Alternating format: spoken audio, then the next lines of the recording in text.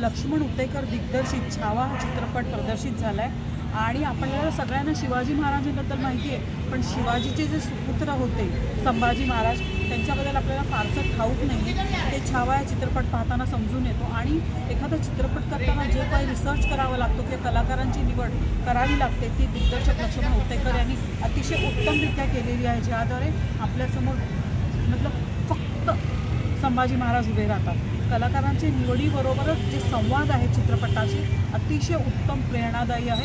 चित्रपटाची गाणी मात्र थोडीशी अशक्त वाटतात, कारण मराठी थीम असल्यामुळे थोडंसं मराठी बाज किंवा थोडं प्रेरणादायी म्युझिक यायला पाहिजे, पण त्याच्यामध्ये एक उर्दू आणि मुस्लिम बाज वाटला, तो थोडा खटकला.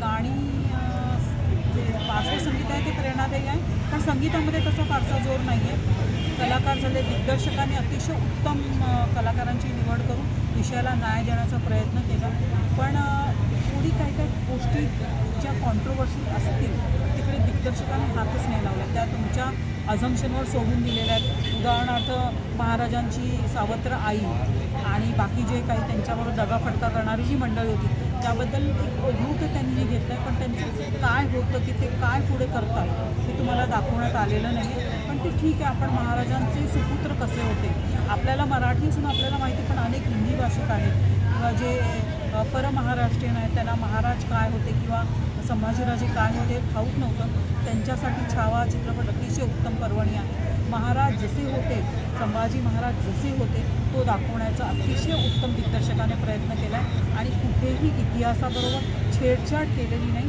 हे या चित्रपटाची खासियत आहे. नक्की एकदा तरी पाहण्यासारखाच आहे हा चित्रपट, पाहायलाच पाहिजे प्रत्येक मराठी आणि बिगर मराठी माणसाने. छावा.